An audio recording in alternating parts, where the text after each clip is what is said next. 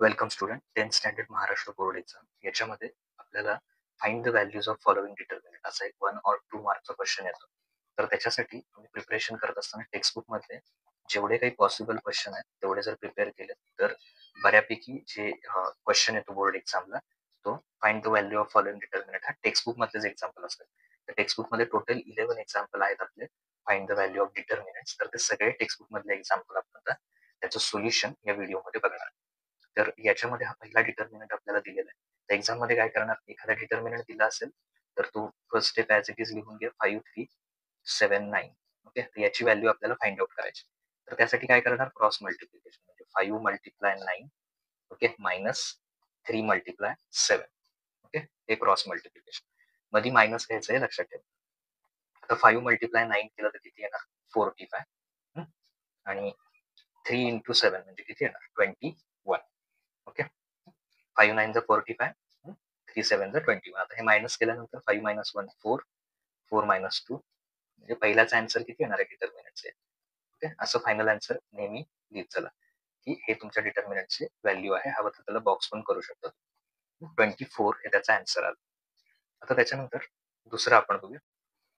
आता दुसरं जे आपल्याला दिलेलं आहे डिटर्मिनंटचं एक्झाम्पल -8 -3 2 and 4. ओके, याची व्हॅल्यू आपल्याला फाइंड आउट करायची.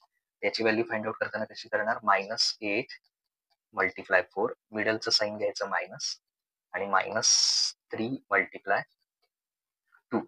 ओके, तर हे करायचं. तर हे केल्यानंतर इथे 8 मल्टिप्लाय 4 केला आपण तर 8 4 किती येणार, 32. आणि त्यातला एका नंबरचं साईन फक्त एकच साईन मायनस आहे, त्यामुळे -32. त्याच्यानंतर इथे 2 मायनस आहे, मायनस मायनस प्लस होणार आणि 3 2 किती येणार, 6. आता बघा -32 प्लस 6, तर साईन डिफरंट आहे, म्हणजे एक मायनस आहे एक काय प्लस. साईन डिफरंट असतील तर आपण काय करणार, सबट्रॅक्शन घेणार. तर 32 मधनं काय मायनस करा, 6 मायनस करा. किती येणार, 32 मधून जर आपण 6 मायनस केलं ओके तर ते येणार 26 आणि ग्रेटर नंबरचं साईन मायनस. थोडक्यात हा जो डिटर्मिनंट आहे -8 -3 2 4 याची व्हॅल्यू किती येणार, -26. तर आता नेक्स्ट एक्झाम्पल जे आहे आपलं 2√3 9 2 3√3. ओके, तर हे एक्झाम्पल सॉल्व्ह करत असताना इथे फर्स्ट स्टेप काय करा, ऍज इट इज डिटर्मिनंट लिहून घ्या, is equal to cross multiplication करणार. म्हणजे 2 multiply √3 multiply 3√3. Okay, 2 multiply √3 multiply 3√3 minus इकडचं cross multiplication 9 multiply 2. Okay, so हे केल्यानंतर 2 मल्टिप्लाय 3 केल्या तर 2 3 किती येणार, 6. आणि जे नंबर रूटच्या बाहेर आहेत, जसं की आता इथे कोण बघितलं, रूटच्या बाहेर कोण आहे, 2 आणि 3, तर त्यांचं मल्टिप्लिकेशन बाहेर करा. 2 3 6. आणि जे रूट मध्ये त्यांचं मल्टिप्लिकेशन रूटच्या आतमध्ये करा, म्हणजे 3 मल्टिप्लाय 3. तर 3 मल्टिप्लाय 3 किती येणार, डायरेक्टली वेळेचं आपण 3 3 9. ओके, मायनस इथे काही स्क्वेअर रूट वगैरे नाहीये, 9 2 18. आता ह्या स्टेपमध्ये 6 मल्टिप्लाय 9चं स्क्वेअर रूट किती येणार, 9चं स्क्वेअर रूट येणार 3. ओके, 9चं स्क्वेअर रूट किती येणार, 3. तर हे इथे 3 घ्या, -18. 6 मायनस 3 किती येणार, 18. 18 मायनस 18 0. म्हणजे थोडक्यात ह्या डिटर्मिनंटची व्हॅल्यू किती आलेली आहे, 0. हे आपलं करेक्ट आन्सर. ओके, नाव नेक्स्ट एक्झाम्पल. याच्यामध्ये सुद्धा हा जो डिटर्मिनंट दिलेला आहे 3 2 4 5. त्याच्यामध्ये फर्स्ट स्टेप काय करणार, cross multiplication 3 multiply 5 minus 2 multiply 4. Okay, so 3 multiply 5 केलं किती येणार, 15 मायनस 2 मल्टिप्लाय 4 किती येणार, 8. ओके, तर 15 मायनस 8 किती होणार आहे, 7. म्हणजे हे आपला आन्सर किती येणार, 3 2 4 5 म्हणजे याचा आन्सर येणार 7. ओके, नाव नेक्स्ट फिफ्थ एक्झाम्पल. याच्यामध्ये सुद्धा first step as it is determinant लिहून घेणार आणि मग क्रॉस मल्टिप्लिकेशन. क्रॉस मल्टिप्लिकेशन कसं करणार, -1 multiply 4 minus okay 7 multiply 2. Okay, 7 multiply 2. तर आता याच्यात मल्टिप्लिकेशन करूया आपण. -1 मल्टिप्लाय जर 4 केलं तर 4 1 किती येणार, 4. आणि एकच मायनस साईन असल्यामुळे -4 आहे. त्याच्यानंतर 7 मल्टिप्लाय 2 7 2 40 आणि हे एकच मायनस आहे, त्यामुळे इथे मायनस. आता या एक्झाम्पल मध्ये जर बघितलं, दोघांचे साईन काय सेम आहेत, -4 -40. तर साईन सेम असतील तर काय करणार, ऍडिशन. आणि दोघांचे कॉमन साईन काय, दोघांचं पण साईन काय, minus. Okay, sign same addition 14 + 4 18 आणि दोघांचं साईन मायनस द्यायचं. सो करेक्ट आन्सर आहे आपला -18. Now next example 6th one. Okay, याच्यामध्ये काय करणार, first step as it is लिहून घेतलं आणि मग cross multiplication. So 5 multiply 0 minus इकडचं क्रॉस मल्टिप्लिकेशन 3 मल्टिप्लाय -7. तर कुठल्याही नंबरला जर 0 ने मल्टिप्लाय केलं तर 0च येणार आणि परत इकडे मायनस मायनस काय होणार प्लस. सो 3 7 चा 21. आधी मायनस मायनस प्लस होणार दोन्ही पण आणि 3 7 चा 21. तर या डिटर्मिनंटची व्हॅल्यू किती आहे आपली 5 3 -7 0 इज 21. तर हे येणार आपलं answer. Now next find the value of determinant. Okay, डिटर्मिनंटची व्हॅल्यू फाइंड करताना आता हे एक्झाम्पल फ्रॅक्शन मध्ये.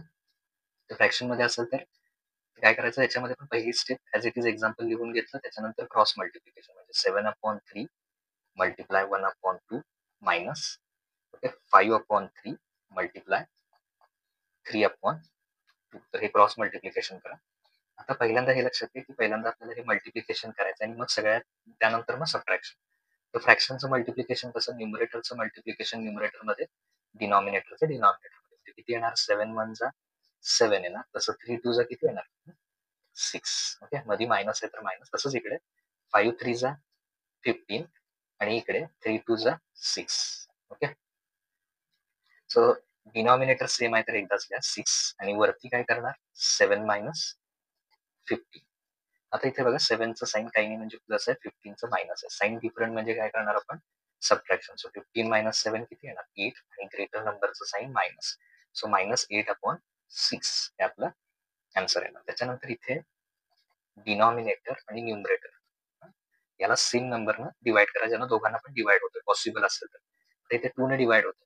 किती येणार हे आन्सर, याच्यामध्ये 2 4 जा 8 साईन मात्र मायनस राहणार आणि 2 3 जा 6. थोडक्यात तो डिटर्मिनंट इथे परत लिहा. त्याचा आन्सर किती आला आपलं -4/3.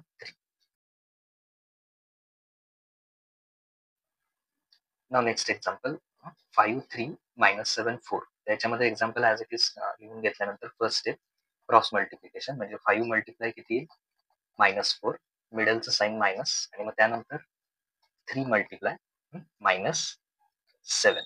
ओके, तर हे केल्यानंतर इथे 5 4 जा किती होणार 20 आणि याच्यात जर बघितलं आपण तर एकच साईन मायनस आहे मल्टिप्लिकेशन मध्ये.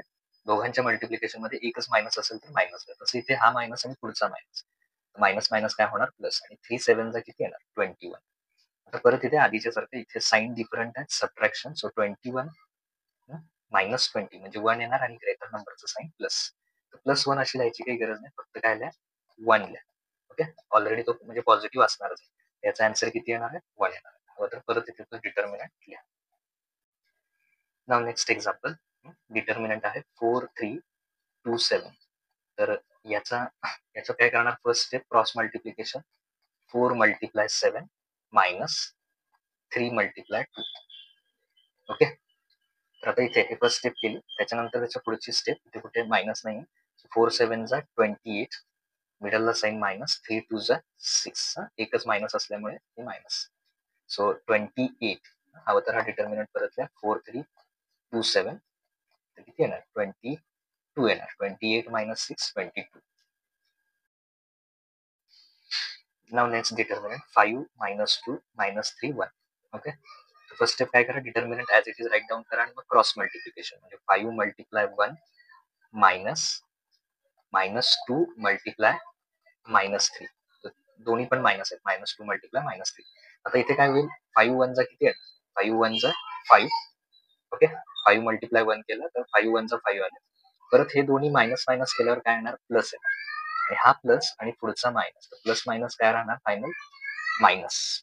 ओव्हरऑल साईन काय राहणार मायनस. ओके, काय केलं बघा दोन्ही मायनस मायनस आहेत प्लस झाले आणि परत हा प्लस आणि पुढचा मायनस तर काय होणार मायनस आहे. ओके, आणि त्यानंतर मग हे मल्टिप्लाय करा 2 3 चा किती येणार 6. ओके, 5चं साईन काही नाही म्हणजे प्लस आहे, याचं मायनस आहे. साईन डिफरंट सबट्रॅक्शन 6 - 5 किती येणार 1 आणि ग्रेटर नंबरचं साईन मायनस.